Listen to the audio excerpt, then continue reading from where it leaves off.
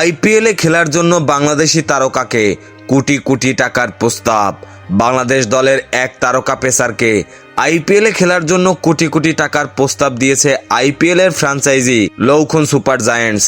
এমন একটি প্রতিবেদন করেছে ভারতীয় জনপ্রিয় দৈনিক ইন্ডিয়ান এক্সপ্রেস।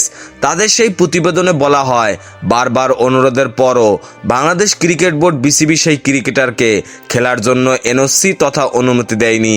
তার কারণ হিসাবে জানানো হয়েছে, আগামী মাসের শুরুতেই ঘরের মাঠে জিম্বাবুয়ের বিপক্ষে 5 ম্যাচের টি-20 সিরিজ, এরপর শ্রীলঙ্কার বিপক্ষে টাইগারদের দ্বিপাক্ষিক সিরিজ রয়েছে। জুনে ওয়েস্ট ইন্ডিজ ও যুক্তরাষ্ট্রে টি-20 বিশ্বকাপ অনুষ্ঠিত হবে। তার আগে জিম্বাবুয়ে ও শ্রীলঙ্কা সিরিজকে বেশি গুরুত্ব দিচ্ছে বিসিবি, যে কারণে লখনৌ সুপার জায়ান্টস বারবার অনুরোধ করা সত্ত্বেও তরুণ পেসার শরীফুলকে আইপিএলে খেলার জন্য অনুমতি দেয়নি বাংলাদেশ ক্রিকেট বোর্ড বিসিবি।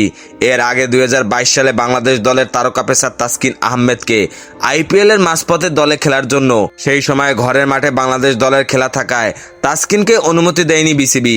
আইপিএলের 17তম আসর চলছে। এবারের আসরে একমাত্র বাংলাদেশি হিসাবে প্রতিনিধিত্ব করছেন কাটার মাস্টার মুস্তাফিজুর রহমান। তিনি মহেন্দ্র সিং ধোনির চেন্নাই সুপার কিংসের হয়ে ধারাবাহিক পারফর্ম করে যাচ্ছেন। খেলাধুলার সকল আপডেট পেতে আমাদের ইউটিউব চ্যানেলটি সাবস্ক্রাইব এবং ফেসবুক পেজটি ফলো দিয়ে লাইক, কমেন্ট, শেয়ার করে আমাদের সাথে যুক্ত থাকুন। ধন্যবাদ।